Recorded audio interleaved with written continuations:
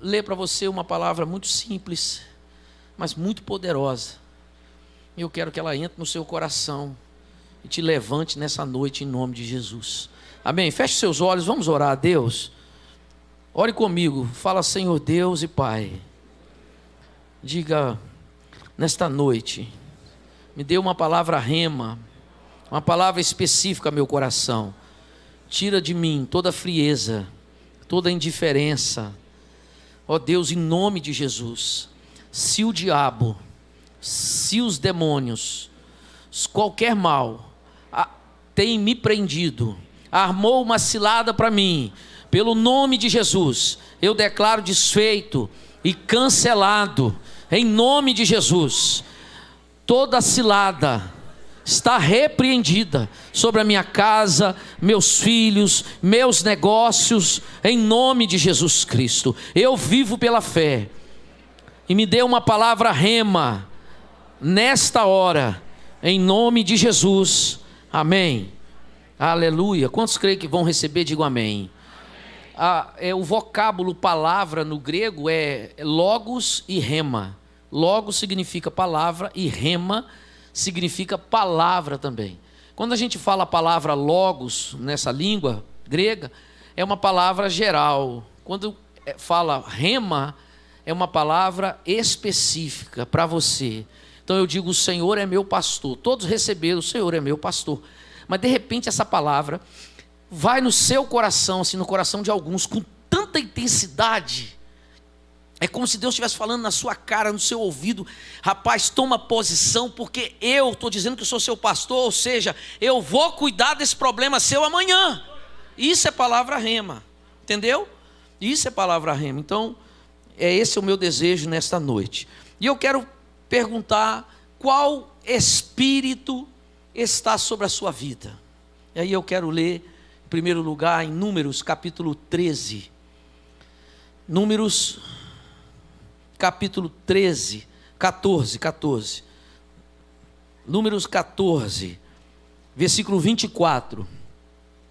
Números 14, no Antigo Testamento, versículo 24. Qual espírito está sobre a sua vida? Porque nós estamos vivendo dias assim, irmãos, dias difíceis de serem vividos. Cada dia é uma bomba nova, um ataque novo, uma investida nova, vinda do inferno contra as nossas vidas, contra a igreja do Senhor, contra a família, contra os valores de Deus. Números 14, versículo 24, diz assim: porém, o meu servo Calebe, visto que nele houve outro espírito, e perseverou em seguir-me, eu o farei entrar na terra que espiou, e a sua descendência a possuirá. Diga aleluia.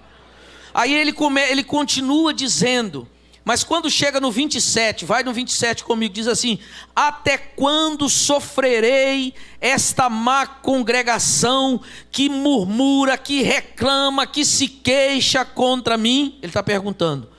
Aí ele diz assim, o próprio Deus, o Deus Todo-Poderoso, ele diz assim: tenho ouvido as murmurações que os filhos de Israel proferiram contra mim. Dize-lhes: por minha vida, diz o Senhor, que como falastes aos meus ouvidos, assim farei a vós outros. Olha o Deus falando assim: o que você falou, você vai receber. Assim se manifesta a fé. Nesse momento aqui, você conhece a história. Israel está na porta da terra prometida. Tinha saído da escravidão do Egito. E chegou na beirada da porta da terra prometida. E Deus chama Moisés e fala assim: escolhe 12 homens, mas não pegue qualquer pessoa. Pegue 12 príncipes. Homens, mas príncipes. Ou seja, pessoas preparadas, pessoas capacitadas, pessoas cultas, pessoas que, entende? Porque você se espera dessas pessoas uma postura diferente. E ele disse: pegue essas pessoas experientes no Evangelho. E aí pegou essas pessoas e disse: mande na terra de Canaã fazer uma pesquisa de mercado, olhar os preços, olhar como o povo se veste, olhar o que eles comem, olhar onde eles moram, olhar os exércitos, a polícia, olhar tudo, pesquisar tudo. Mande eles lá. E diz a Bíblia que eles foram, e eles andaram pela terra prometida, 40 dias ficaram espiando a terra, muitos dias, andando lá, vindo tudo, indo num lugar e no outro.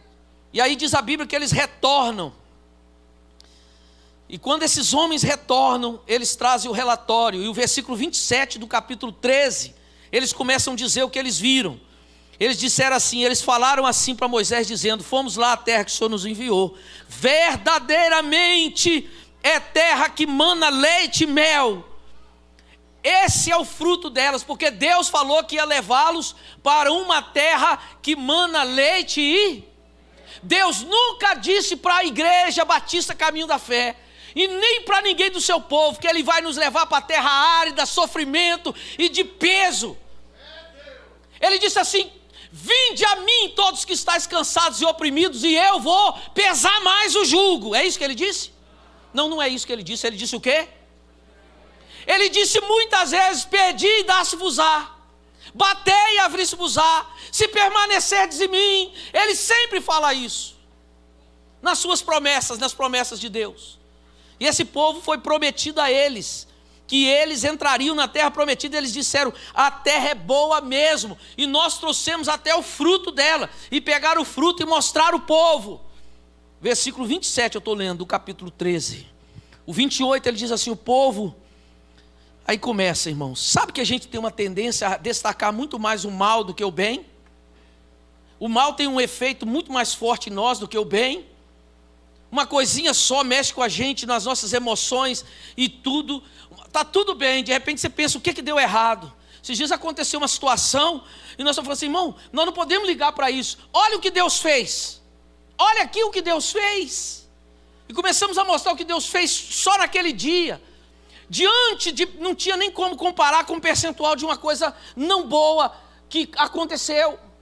Mas esse é o espelho, é assim a nossa alma. Então eles começaram no versículo 28, eles disseram: a terra emana leite e mel, porém o povo que habita naquela terra é poderoso, as cidades são grandes, são fortificadas, e ali tem gigantes. Vimos ali os filhos de Anak, os amalequitas também habitam lá no Neguebe, os heteus, os jebuseus, os amorreus habitam nas montanhas, os cananeus habitam ao pé do mar, à beira do Jordão. Eles começaram a falar, e é exatamente o que acontece hoje. Mas Deus, eu quero começar aqui dizendo que Deus está procurando pessoas que têm o espírito de excelência.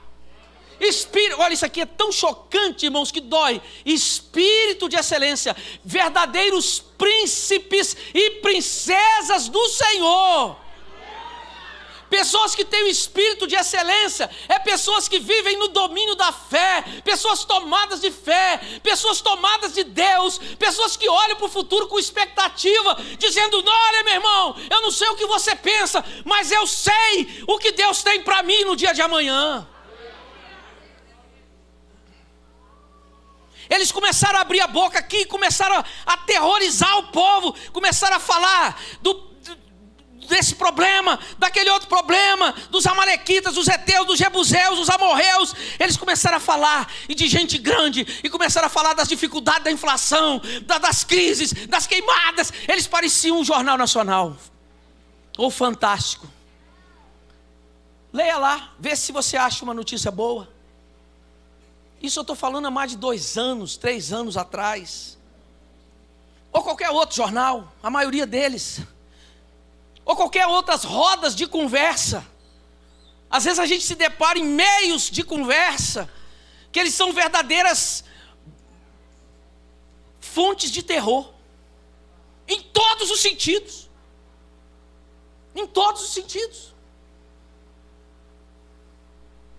A gente tem uma facilidade para denegrir o que é da gente.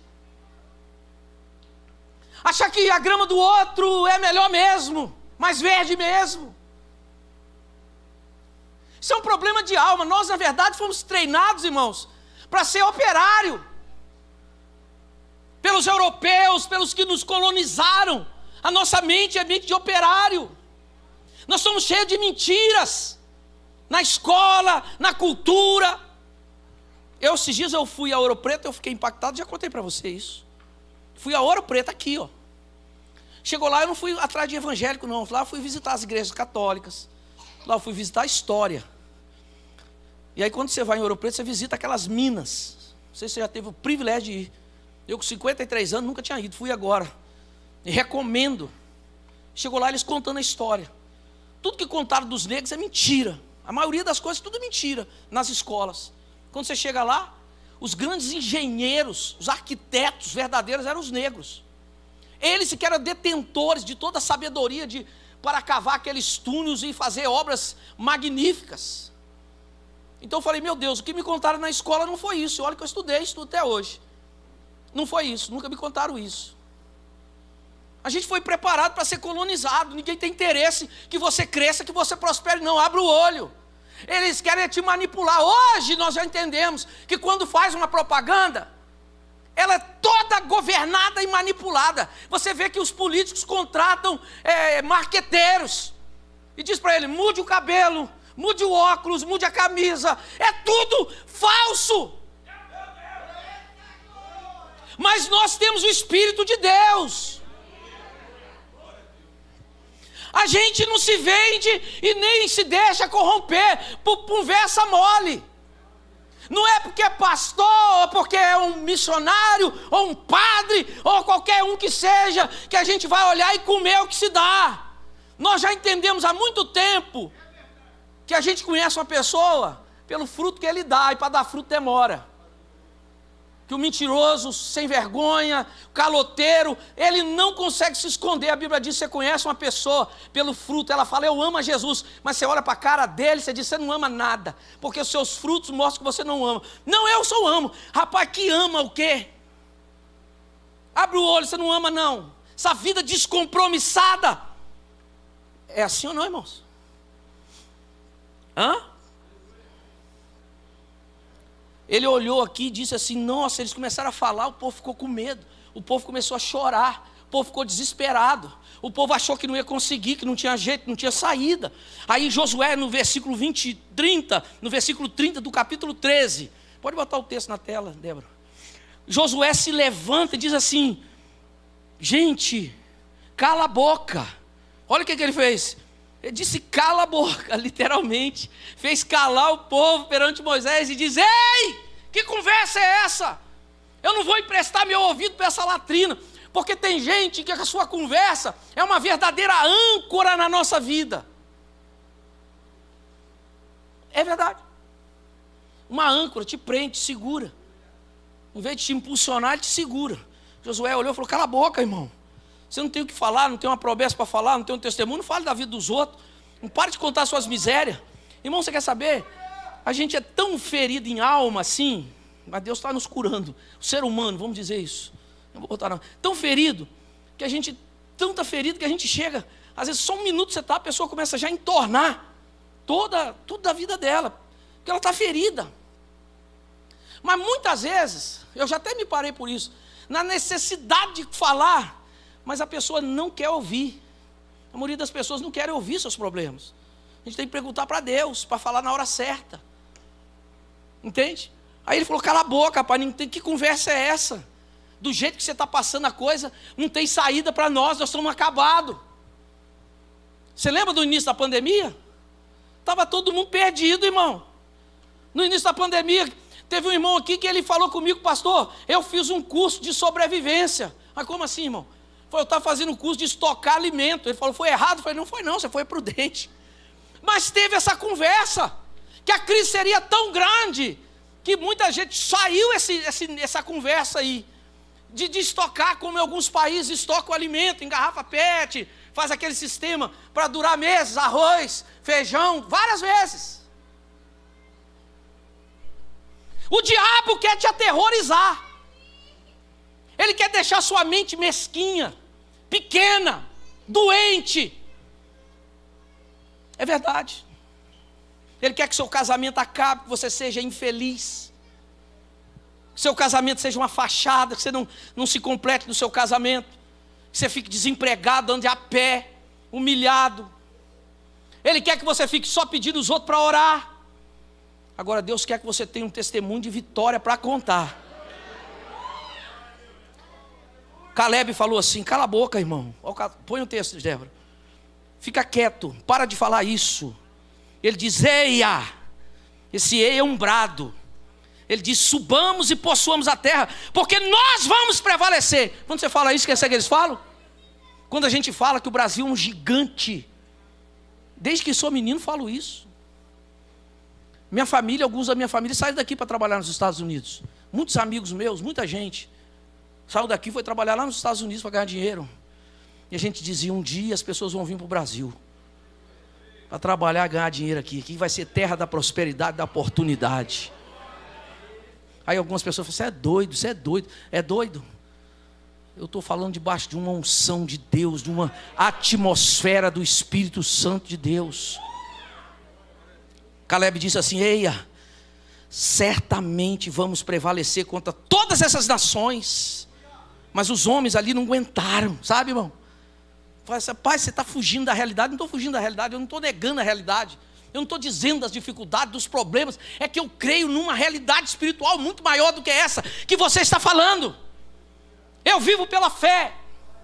Aí no 31, ele diz assim: porém os homens que tinham subido com ele, não podemos, eles disseram. Olha o que saiu da boca dele. Em vez de dizer assim: eu não posso, mas Deus pode, então nós vamos, vai dar certo. Eles disseram: não podemos, não podemos, não conseguiremos, não tem jeito, não vai dar certo. Essa ladainha de derrotado, de derrotada, de oprimido, entendeu? E aí eles começaram, 31 estou lendo: não podemos, olha lá, subir contra aquele povo, eles são mais fortes do que nós. Irmãos, prestem atenção, nós estamos enfrentando inimigos muito mais fortes do que nós, pastor Cláudio. Nunca você parou de enfrentar gente mais forte do que você. Israel a vida toda enfrentou gente maior do que eles, mas sempre no último momento Deus opera um milagre. E não vai ser diferente, irmãos. E aí eles, aquele senso de fraqueza, de baixa autoestima, contagiou. Eles, diz o 32, que eles foram inflamados. E aí eles não pararam, sabe, irmãos? Eles começaram a falar dos gigantes, dos filhos de Anak, foram falando. O povo viu as impossibilidades e o povo começou a desesperar diante daquilo. E o povo ficou enfurecido e quis matar Moisés, matar Arão, matar os espias. Aí Moisés fica desesperado, cai de joelho. Olha o versículo 6 do capítulo 14. Josué e Caleb ficaram tão indignados com aquela rebeldia ali, que eles rasgaram as suas vestes e falaram a toda a congregação dos filhos de Israel, dizendo, o versículo, capítulo 14, versículo 7 agora. Toda a terra, e eles começaram a falar, e o 9 eles disseram assim, o 8, se o Senhor se agradar de nós, então o Senhor nos dará aquela terra, terra que mana leite e mel. Olha o 9, tão somente o quê? Não sejais rebeldes contra o Senhor, não temais o povo dessa terra, porque, porquanto como pão podemos devorar, é como mastigar um pedaço de miolo de pão. Eles não têm amparo, retirou-se deles o amparo, porque Deus é conosco, não os temais. Se você tem a Bíblia católica em casa, a Bíblia católica tem 7 livros a mais, chamados livros apócrifos. E esses livros, eu acho que é Macabeus, conta uma história. Nós temos, por que nós não temos? Porque esses livros foram inseridos na Bíblia católica agora, há poucos anos atrás. Nós estamos com um livro há mais de 2000 anos, a nossa Bíblia. Há pouco tempo achou-se lá no Mar Morto, em Israel, os pergaminhos do Mar Morto. É as edições da Bíblia mais antiga que se tem hoje. E elas acharam fragmentos da Bíblia e livros inteiros, como o livro de Isaías, por exemplo. O que acontece? Um beduíno estava andando lá, tomando conta das suas cabras, suas ovelhas, e lá no Mar Morto tem muitos buracos. Tinha um buraco lá, ele pegou uma pedra e jogou. Quando a pedra bateu lá embaixo, fez um barulho. Pô! igual que está quebrando um vaso. Ele falou, ó, não é a pedra, o barulho de pedra caindo no chão, é pedra quebrando um vaso. O bichinho desceu nas cordas, chegou lá, viu vários potes, tudo lacrado. E dentro desses potes tinham rolos da Bíblia, os pergaminhos do Mar Morto. Você vai em Israel hoje, você visita o museu, está lá, não pode tirar foto, porque o flash estraga, mas você pode olhar, chegar perto. E fez a comparação com quase, eu acho que não tinha o livro de Esther, o de Ruth, eu não sei, alguns livros não achou nada, alguns livros acharam inteiro, e a nossa Bíblia bate 100%, muda uma palavra ou outra, mas o sentido do Espírito é o mesmo, entende, irmão? Então nós não usamos os livros apócrifos, mas aquilo que está escrito nos livros apócrifos é verdade, aquilo é história, aquilo é como se você escrevesse a sua biografia, não é inspirada, mas é verdade. E lá tem uma história que um general chegou em Jerusalém, um grande exército, um general com seus generais, e disseram, vamos invadir essa cidadezinha e vamos conquistá-la de vez. E um deles falou assim, Senhor, espera aí, antes de invadir o senhor tem que ver uma coisa. E ele ficou indignado, o general dos generais, falou, vê o quê? Eles não têm arma, eles não têm nada. Ele diz assim, eles podem não ter nada, mas se eles estiverem de bem com Deus deles, nós podemos ser o mais forte do mundo. Não entra não, olha o ímpio falando, irmãos, não entra não que a gente vai se dar mal. Aí o general ficou chateado e ele falou assim, agora, eles podem ser os mais fortes do mundo, ter dinheiro, ter tudo, mas se esse povo não estiver bem com Deus deles, um menino vai lá que vai derrotá-los. Irmãos, quando eu li isso, quem já leu isso lá nos livros apócrifos? Tem essa história lá, eu fiquei fascinado, porque é verdade. E muitos de nós crentes não sabem disso. A única coisa que destrói um crente é pecado. A única coisa que destrói uma igreja é pecado. A única coisa que destrói um ministério é pecado. Crise não destrói a igreja. Mata, persegue, mata, persegue, mata, persegue. Joga na arena, leão come, cachorro, enrola os crentes, crianças, velhos, em pele de animal, sangrando. Os cachorros mastigam, traz boi, vaca, para pisotear os crentes nas arenas de Roma. Irmãos, a Roma já foi acesa muitas vezes com tochas humanas. Crucificavam os crentes, a história, e botava fogo, gemido, a música era o gemido dos cristãos morrendo, cantando hinos. Nas arenas a mesma coisa, entendeu? Mas quando chegou no ano 312, não me falha a memória, Constantino disse, não tem jeito, quanto mais persegue esse povo, mais ele cresce, quanto mais persegue, mais ele desenvolve. Então a partir de hoje, ano 312, todo mundo é crente, cristão agora é todo mundo. Aí começa isso tudo que você sabe aí, esse cristianismo de hoje, começa lá, porque não adianta perseguir a igreja. O próprio imperador disse, todo mundo que ele não converteu foi nada, que foi uma jogada política. As igrejas eram perseguidas, não podia se reunir, escondido. A partir do ano 312, começou a poder se reunir, começou a ter direito, a ter templo, começou a ter o status. Aí todo mundo também, começou a entrar todo mundo, né? As igrejas lotaram. Uma gente que não era convertida, coisa nenhuma. Todo mundo está indo, eu vou também. Mas Jesus não quer isso, irmão. Isso é perda de tempo. Jesus quer de fato, de verdade, conversão genuína. Entende? Quando eu vejo alguns jovens aqui que se converteram mesmo, eu falo, oh, glória, eu lembro de mim, lá na minha adolescência, na minha juventude, quando eu me posicionei para Jesus. Não adianta a gente perder tempo. Foi o que Caleb falou, gente, espera aí, se Deus for conosco, ninguém nos segura. Vamos continuar aqui orando, vamos continuar aqui jejuando, vamos continuar adorando, vamos continuar buscando, porque o céu vai se rasgar. A provisão vai chegar, diga, a provisão vai chegar. Para ir sobre a sua própria casa mesmo, irmão. A provisão vai chegar. Uma solução Deus vai trazer. Eles começaram a falar isso. Você lembra de Mordecai? Vou encerrar agora. Você lembra de Mordecai? Mordecai mandou dizer para ela, Esther, agora é a hora de você nos ajudar. Ela disse, não tem jeito não, como que eu vou ajudar você? Eu não posso nem chegar na frente do rei, sem ele me chamar, o tio dela é desaforado. Às vezes, irmãos, você precisa ser tomado dessa ousadia, e eu oro para que Deus te faça 7 vezes mais ousado do que você é, hoje mesmo. Aí Mordecai falou com ela assim: vem cá, você não vai nos ajudar não? Não, não posso. Se você que está no palácio não pode, quem vai poder?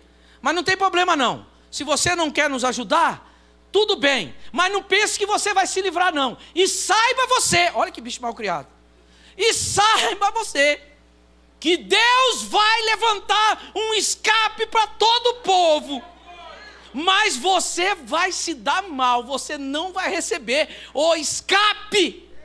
Foi isso que ele falou. Está no capítulo de número 4, versículo 14. Ele falou: se você não quer nos ajudar não, tem problema não. Fica aí, no palácio, aí no bem bom, achando que você está livre, porque você é a princesa, a mulher do rei. Fica livre, mas esse rei não é maior do que o nosso Deus. Ele vai trazer um escape para nós, irmãos. Olha que homem, nossa, eu fico olhando assim, entende? Abraão, pai da fé. Pai, aonde que está o cordeiro? Se preocupe não, filho. Deus provê. Diga: Jeová Jirê. Deus proverá. Olha, quando ele estava andando lá no pé do monte, os escravos, os servos dele estavam assim: vocês ficam aqui, que eu e Isaac vamos adorar. Eu e Isaac vamos adorar, e depois nós vamos voltar. Mas Deus tinha falado para ele matar o menino. Mas olha bem a mentalidade. Olha a mentalidade. Ele disse: um Deus tão grande, ele só quer ver se eu amo. Ele sabe que eu amo, eu vou provar que amo. Mas ele vai ressuscitar o menino. Ele vai fazer qualquer coisa. Mas ele não vai tirar, porque Deus não quer tirar. Deus quer dar. Alguns entenderam. Diga: Deus não quer tirar. Deus quer dar. Irmãos, o diabo é que diz: não brilha tanto, porque esse seu brilho, o jeito que você canta, você me incomoda. É o diabo. Não toque não assim não, porque o jeito que você toca, você é metido. Toque assim não. Porque do jeito que você toca, você quer se aparecer. Isso é o diabo falando. Deus está vendo o coração dele. Se ele tem um coração reto, o Espírito Santo está falando: toque mais alto, toque mais bonito, toque melhor, porque eu sou glorificado na sua excelência, na sua habilidade. Cante mais bonito, cante mais alto, cante melhor, dance para Deus. Tem um monte de Mical aí, irmãos, se escandalizando. As irmãs aqui dançando no ensaio, era 3 e pouca, já estava aqui dançando. A mesma equipe, dançando, não tinha ninguém. A Mical passa ali e fala: olha lá, palhaçada. Cuidado, viu, irmão? Cuidado, você está tocando no Espírito Santo de Deus. Deixa ele adorar. Se for na hora da palavra, eu mando parar. Falei: irmão, senta porque está fora de ordem. Irmão, senta porque está fora de ordem. Mas na hora certa, brilhe mais. E eu vou encerrar. Ele diz assim, ele vai falando isso tudo. Josué e Caleb, eles querem matar ele. Quando eles vão matar ele, eu quero só ler o versículo 11 do capítulo 14. Olha o versículo 11. Versículo 11: o Senhor disse a Moisés: até quando este povo me provocará? Até quando não crerá em mim? Aleluia. Irmãos, 2 vezes Deus diz: até quando? Até quando? Até quando? Até quando?